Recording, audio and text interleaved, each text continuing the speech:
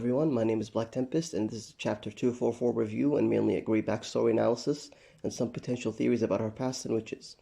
First off, before we start, there's a panel that a lot of people misinterpreted, and this is in Chapter 243. Asta did not use anti-magic zone or anything similar, he just cut the spell in half. Now that's out of the way, let's talk about Chapter 244. First off, we saw the chapter off with Dante beating the shit out of Asta. We all knew he was gonna wreck Asta this chapter, but my god did Dante surprise us all when he went full on Mike Tyson on him. We finally see Gray's backstory, and there are two things we can take from this. One is she met Gosh before she was a Black Bull, and he had a huge influence on her. And the second is the question of who this person is. To put it simply, it's not the Witch Queen. We can clearly see several factors eliminating the chance of this person being the Witch Queen. One is she's married or was married. Second, she lives outside the Witch's Forest. And third, the Witch Queen wouldn't treat Gray like that. The Witch Queen is a bad person, but as a perfectionist, she wouldn't dirty the place up, and doing this to Gray wouldn't benefit her, so she wouldn't do it. We have very strong reasons to believe that Gray's stepmother is a runaway witch like Vanessa. Her stepsisters do look a lot like the Witch Queen. In fact, I made this edit. You can clearly see some strong resemblances.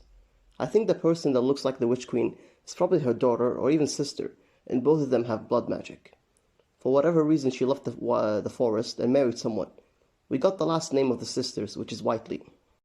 If this is anything like Cinderella, then it's Gray's father who that owns the house and is most likely a noble named Whiteley, and Gray's last name is also Whiteley, and while the sisters are named something else. It would make the most sense, because the thieves would know about the manor and the girls inside, but probably wouldn't know the inner workings of the family. Plus, it would make the most sense for Tabata to want to reveal Gray's last name, and not her random stepsisters. So it's Gray that's most likely not a witch. Now this is something extra to ponder about. Why do you guys think the Witch Queen is called the Mother of Witches? My personal theory is that, let's say for example, the Witch Queen was born 550 years ago, before the story started. She married someone and had 2 children. Those 2 children had another 2 children each. If we assume that they get 2 children every 25 years, that would mean that the Witch Queen would have over 1 million descendants. If we assume that half of them are boys, that means that she has 500,000 direct descendants throughout her 500 years. And she would effectively be the mother of witches, just as Adam is referred to the father of humanity. I do think that Vanessa might be her actual daughter or granddaughter, but now let's go back to the topic. It didn't seem that Grey unlocked a new spell. It just seemed she had access to an ability of her magic.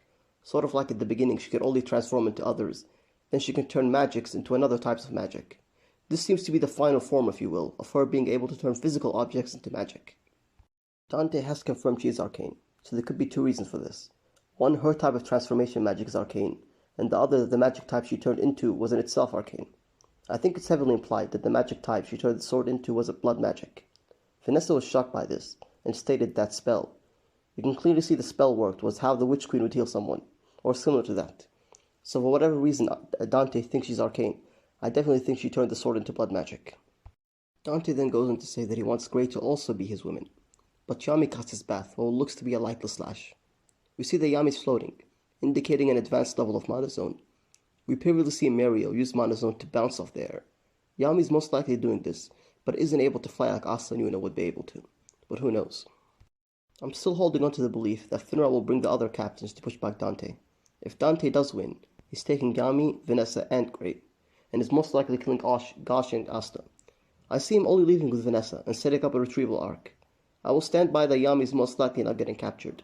I don't doubt that Dante has the power to capture Yami, but I find it pretty weird if it does happen. I think we'll get a maximum of 2 more chapters focusing on Dante, and after that we'll go to the Heart Kingdom. Anyway, this has been Black Tempest. Don't forget to like, subscribe, and check out my other videos, and peace out.